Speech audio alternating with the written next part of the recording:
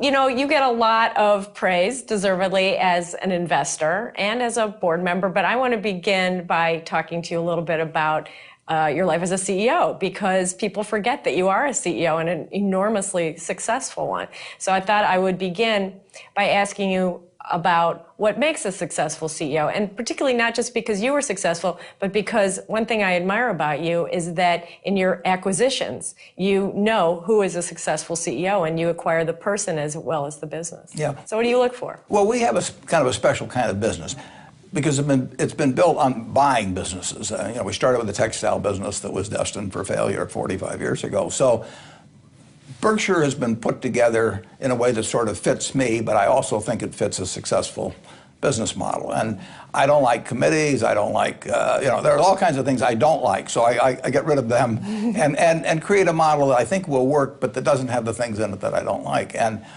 as we bought businesses over the years, and we now have 70-odd businesses, almost always the person who sells to me is the person who's going to be running it subsequently. And I'm handing them a lot of money, and they're handing me a stock certificate.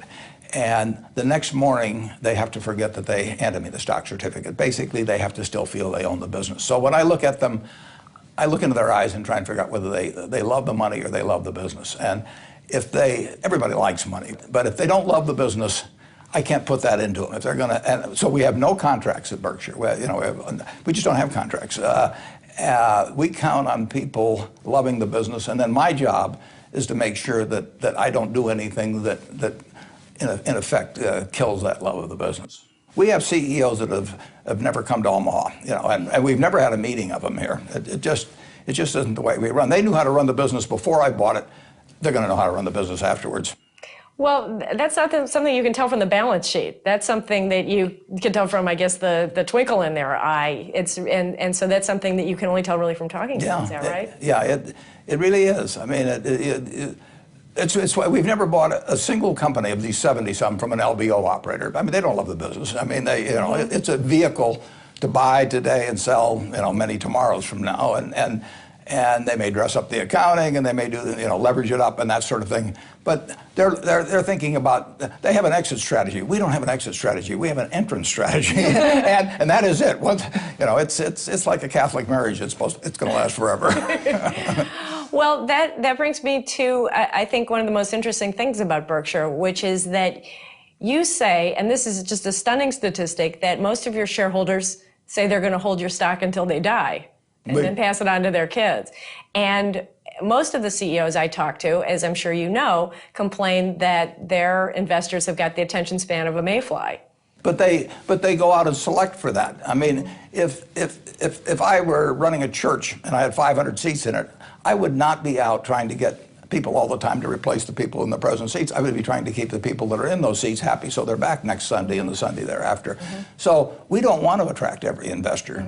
We want to attract people who look at Berkshire the same way they look at buying a farm or they buy an apartment house.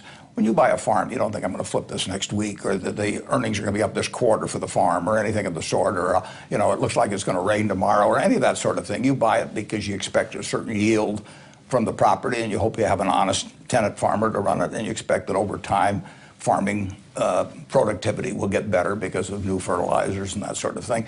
And you have no idea of selling it. That's the kind of intent we want with the people that buy Berkshire, that they're buying into a business. It's like a partnership, and we regard it as a partnership. In a sense, it came out of a partnership because both my partner, Charlie Munger, and I, we had partnerships that owned the securities that were then distributed to our partners. And we don't look at those people out there as somebody who is to be pleased for this quarter or next quarter, or care whether we split the stock or increase a dividend or make rosy projections or anything.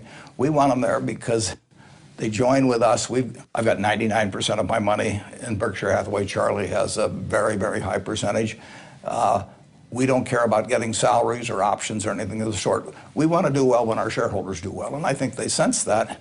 And our holding period is forever, so why shouldn't their holding period be forever? We want the shareholders to understand us. We like our shareholders. They don't always like us necessarily. We want them informed. We want them to know our products. But most of all, we want them to know our principles. And you know, we're going to make all kinds of mistakes. But But we've got a yardstick of performance on the inside cover of the annual report, and that doesn't change. I mean, it's gone, we've had it there for 45 years or so. They're our partners, and we're going to treat them like that.